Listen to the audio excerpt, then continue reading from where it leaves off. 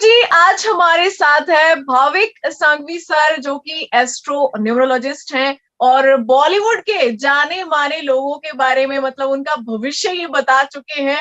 हम बात करें सोनू सूद, वरुण धवन, वैसे मुझे लगता है मतलब जितना मैं नाम लेते जाऊंगी फिर हमारी इंट्रो बहुत लंबी हो जाएगी। तो सर इन सभी लोगों के बारे में एक किस्म से आधा बॉलीवुड ये कवर कर चुके हैं प्रिडिक्शन के मामले में। तो आज हमारे साथ है बिग बॉस सीजन 16 के कंटेस्टेंट्स के बारे में हम बात करेंगे, उनका भविष्य जानेंगे इनसे। सर सबसे पहले तो स्वागत है आपका बॉलीवुड स्पाई में। टीना दत्ता घर की एक्टिव कंटेस्टेंट्स में से एक है, लेकिन कोई बहुत बड़ा उनका गेम नहीं है, बहुत ही छोटा सा गेम है उनका। गेम हमने देखा पहले सुम्बुल और शालीन थे, उसके बाद सुम्बुल अब मंडली का हिस्सा बन गई है, तो उनका गेम शालीन के इर्द गिर्द घूम रहा है। तो टीना की कितने चांसेस है फिनाले की तरफ जाने के? हाँ, टीना जिस तरह से टेलीविजन का इतना बड़ा नाम है, अगर प्योरली मैं डेट ऑफ बर्थ के हिसाब से अगर अदिति देखता हूं तो 27 नवंबर 1991 वो उनकी डेट ऑफ बर्थ है, मगर काफी वेबसाइट्स पे 1986 भी लिखा गया है। अब इतना 5 साल का एज डिफरेंस कहीं ना कहीं वो छुपा रही है, या तो फिर वो कहीं ना कहीं वेबसाइट्स पे रिवील हो गया है।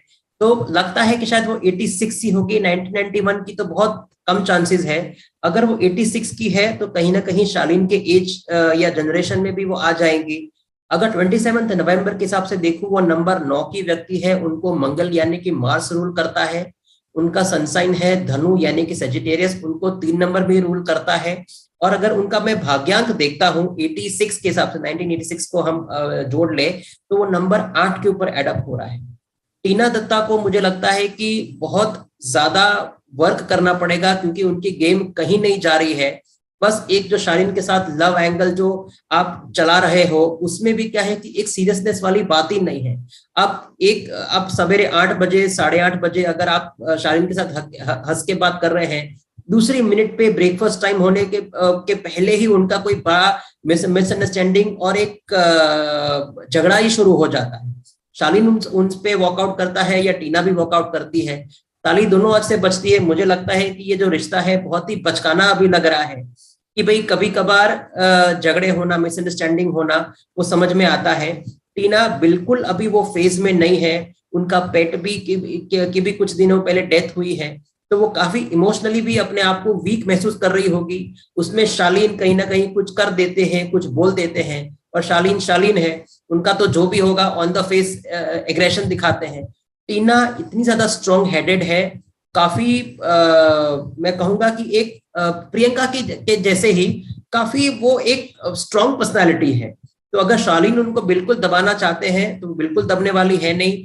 टीना का माइंड जिसको कहेंगे बहुत ज्यादा शार्प है, वो कुछ कुछ ऐसी चीजें भी पकड़ लेती है जो फिजूल की होती है, मुद्दे हो या तो फिर अगर बाहरी दुनिया की भी अगर मैं बात करूं अदिति, तो ऐसा लग रहा है कि बात का बतंगड़ बनाना जिसको कह सकते हैं, वो टीना दत्ता की एक क्वालिटी हमने देखी है घर के बाहर भी। और वो जिसको भी अगर एक बार अपने उसमें ले लेती है, उनके माँ बाप ही क्यों ना हो, उनके फ्रेंड्स या इंडस्ट्री के कलीग्स, वो छोड़ेंगी नहीं जब तक वो प्रूव ना कर दे कि सामने वाला गलत है।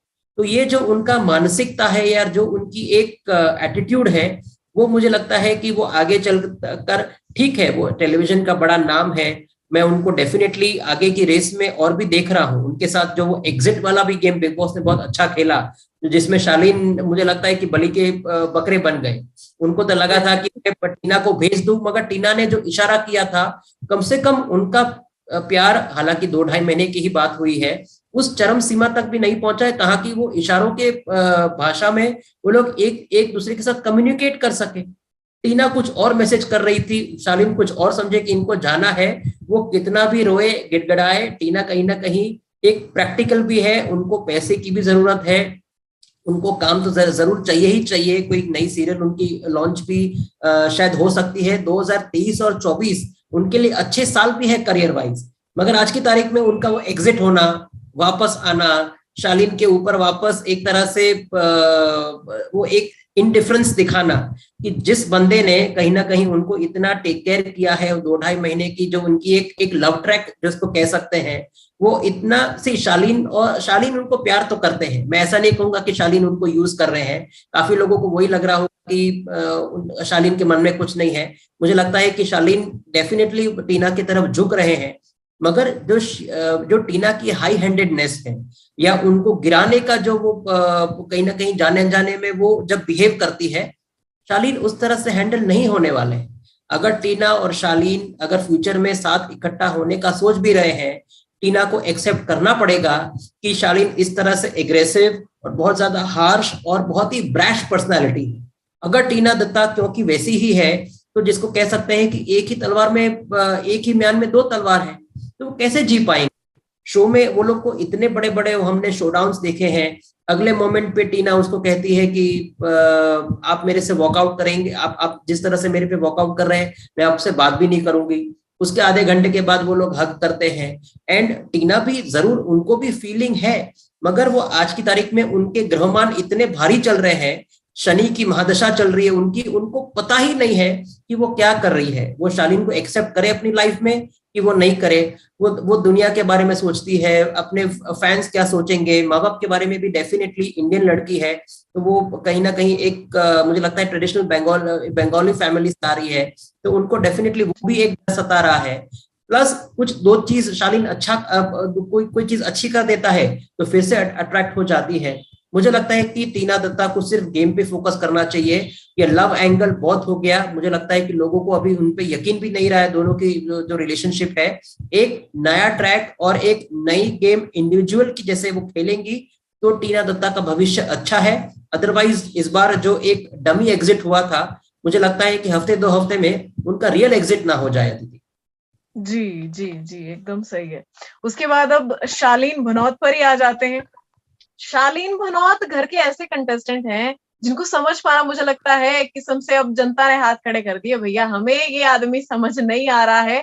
बिग बॉस के इतिहास में वो जी पहले ऐसे कंटेस्टेंट है जिनका पता ही नहीं चल रहा है लोगों को कि वो एक्टिंग कर रहे हैं या वो रियली, मतलब उनकी रियलिटी ही वैसी है। कभी लगता है शालीन बहुत समझदार इंसान है, कभी लगता है यार इस बंदे को कुछ समझ ही नहीं आ रहा है। तो आपको क्या लगता है इस हिसाब से फिनाले की रेस में शालीन आगे जाएंगे? मतलब शालीन भनोट की अगर हमको जो तीन तीन डेट ऑफ बर्थ मिली है अदिति वेरी फ्रैंक की, 15 नवंबर 1983 भी बताया जा रहा है, 84 भी बताया जा रहा है, यहाँ तक 82 भी कोई कोई वेबसाइट्स पे रजिस्टर हुआ है।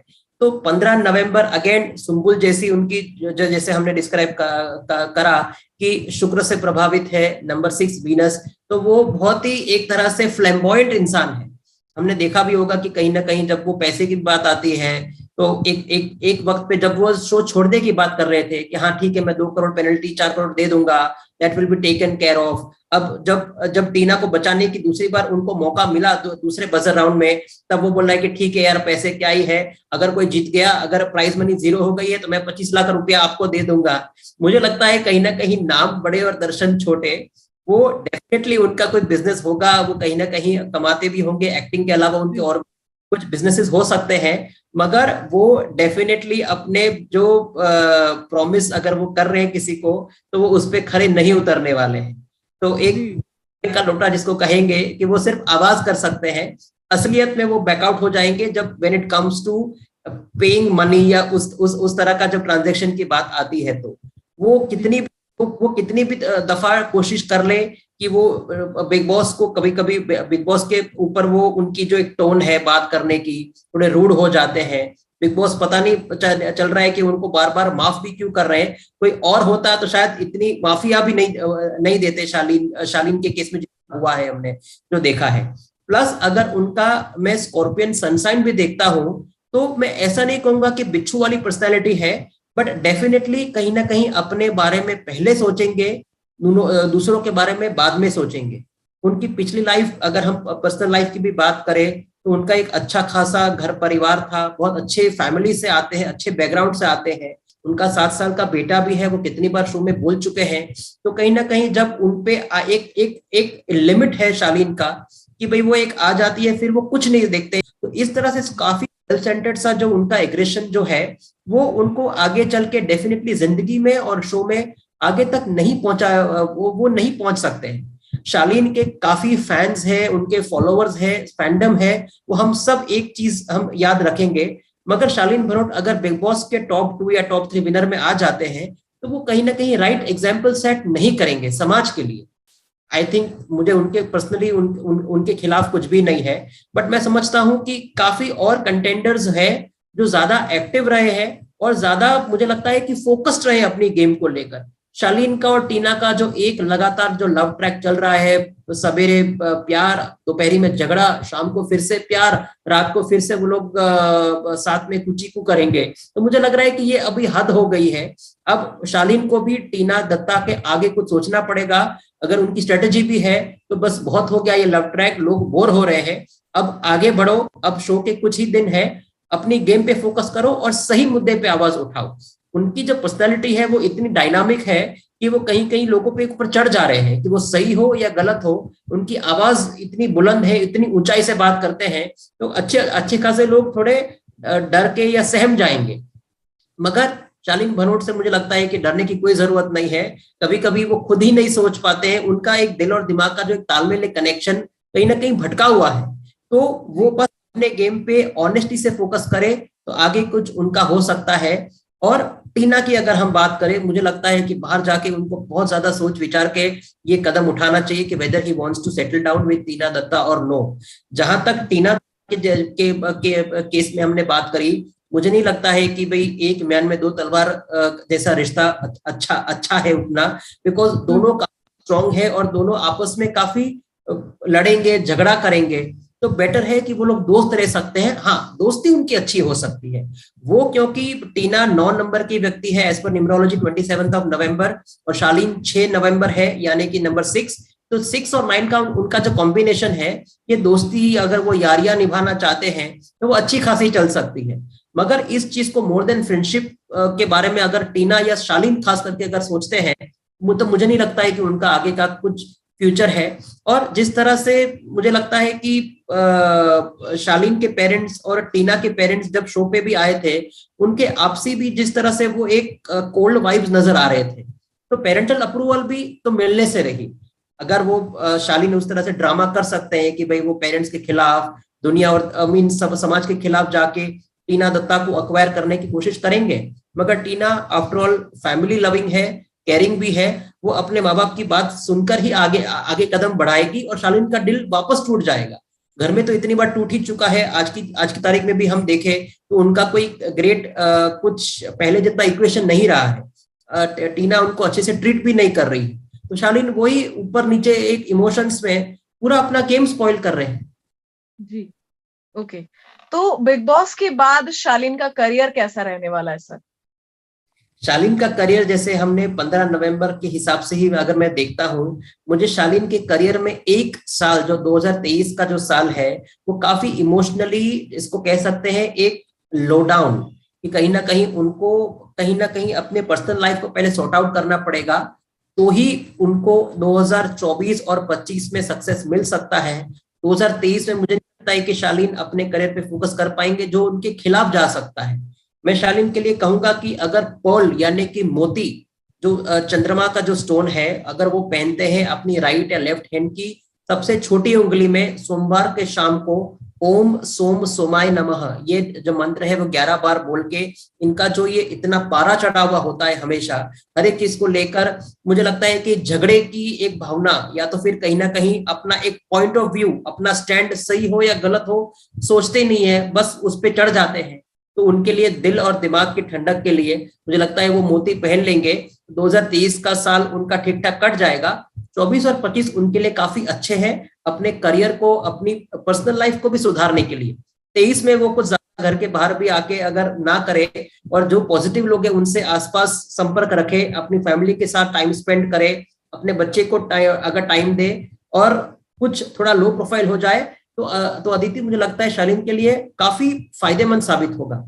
अदरवाइज बाहर आके अगर वो वापस टीना के पीछे पड़ जाने हैं, या तो फिर अगर वो शादी का अगर वो सब सोच रहे हैं, तो उनका पूरा जो काम के प्रति जो एक अटेंशन होना चाहिए, वो खुद ही उसमें पूरा अपना मामला बिगाड़ देंगे। तो 2023 को बहुत ही ठंडे दिमाग से लो प्रोफाइल होके जीना चाहिए।